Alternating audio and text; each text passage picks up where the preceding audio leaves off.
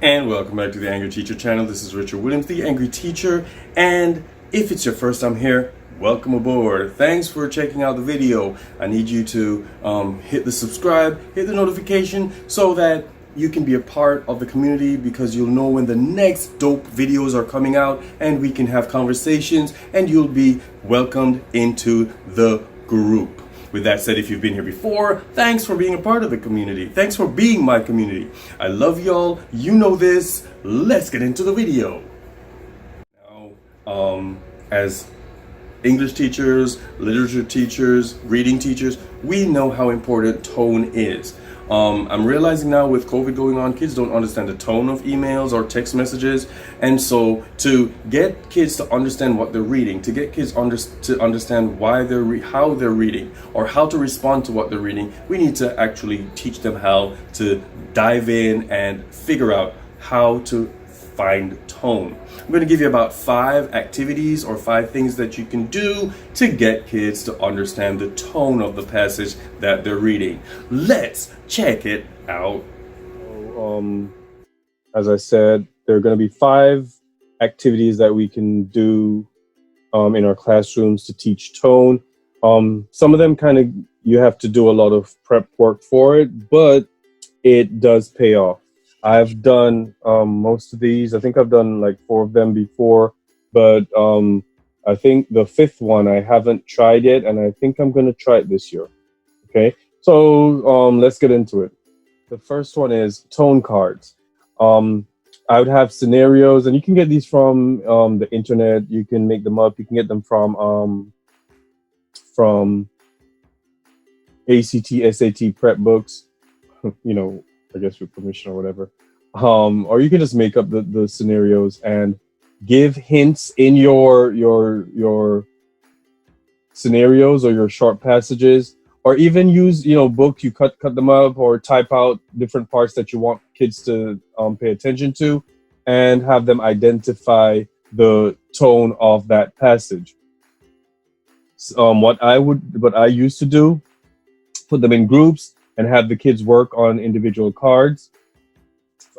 Groups work on those individual cards, or give them to individual students and they write down the diction that lends itself to the type of tone that they decided it was. And then we go over it as a class. So those are ways you can use tone cards. Index cards, they're nice and cheap, or you can just copy and paste a passage and cut them up after you print them up from the internet. These are ways that you can use tone cards. They work. I've done them before. They're very successful. All right. Number 2. Oh, I'm in the way. The tone game. This is one where it's a dual purpose. You can use it just for fun. You can use it for ESOL or ELL classes. But for the most part, here's how it works. You create or use scenarios, short passages, and ask students to either act them out as a group or individually, or that's if you're playing just to play charades if you want, and then the rest of the class has to guess what the tone is and what's going on, or even what the scenario is. And or it could just be a quick skit where they read it out loud and then they have to reenact it, even though the class will already know what the tone is. They'd have to act it out, and then the class then decides, are they acting it out correctly? Does it make sense? Does it fit the tone? So the tone game, I've used that as well. It's a great activity. The kids get into it. They love it, and they get to get up, right, and move around. By all means, don't forget to like, comment, subscribe, and ring the notification bell for the next Dope Angry Teacher video, because every Friday, Saturday, and Sunday, you will get to be educated and entertained. You know it. Every weekend, all weekend, you'll have a video to watch, and then you can go back and watch some of the older ones. In any case, hit the subscribe, hit the notification, be a part of the community. Tone quizzes or quizzes. This is an obvious one. Obviously, I've used this before. I think most people use this before, but A lot of the times it's like maybe one or two questions on the ACT, SAT, AP exams, or regular exams, or one or two questions. But you can create your own. You use the same scenarios and give them choices in the responses, in the objective responses. So you can see how you can test them on their testing skill as well as their comprehension of tone, and looking for the words, the descriptive words, the diction in the passage to help them respond to the tone quizzes, those tone selections. I would recommend that they don't be too long because it can become overwhelming because they're literally just looking for words and looking for um, vocabulary words, if you will. So it might be overwhelming. So maybe like five, it's a quiz. So it's like 5 questions, 10 questions, no more. Um, and they should get into it. Well, you give them as many, well, not as many, but 4 choices, that's usually enough. Um, some, and I'm going to make a video about how to do objective tests or objective quizzes, but don't make the answers too glaring. They have to kind of think and look at the nuances of the different tones to get the answer correct. Number 4, the tone mobile. I've done this one when I've taught Saturday camp for my AP kids, and they loved it. It gets a lot of activity going. Now there's a graphic here in the corner of what the end product will look like.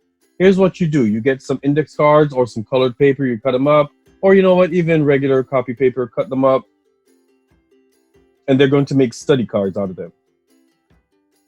On the front of the card, and I usually give my kids a list of tone words. The list has positive, neutral, negative words, and even language words or words for the language AP language class. So language exam. So on the front of these cards, they put the word that basically just it's for studying purposes, not necessarily an assignment, but I give them a grade for the project itself, the outcome, this mobile here.